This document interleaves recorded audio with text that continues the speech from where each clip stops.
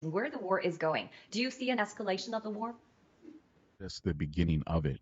And this was one of my biggest concerns for Israel. When this happened to Israel, normally our military intelligence will sit down at a table and they say, okay, here, what's the best strategic plan we have to reach our Yeah. goal?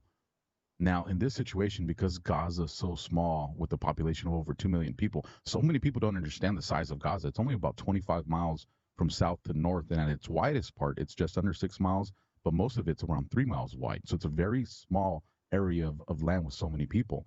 So from a military perspective, it seems like there's this is the general strategy, which is the approach they're taking: strategic bombs and then the incursion of ground troops. But then you have to step back and be like, well, Hamas knows this. So now we have to think outside the box. And Israel didn't do that. And they're doing it textbook the way Hamas would want to do this. Hamas doesn't have the ability to take on the IDF. So then you have to look at, like the different proxies that surround Israel, the CCP.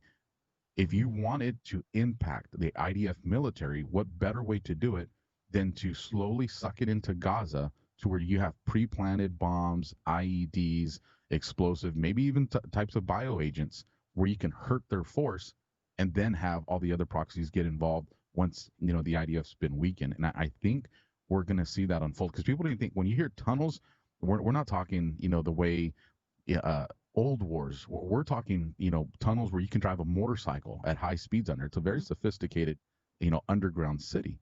And I mean, look at, putting a headquarters and munition depots under places like hospitals. That tells you that Hamas wants to get Israel to react, to get everybody else engaged. We're seeing unfortunately, we're seeing just the beginning.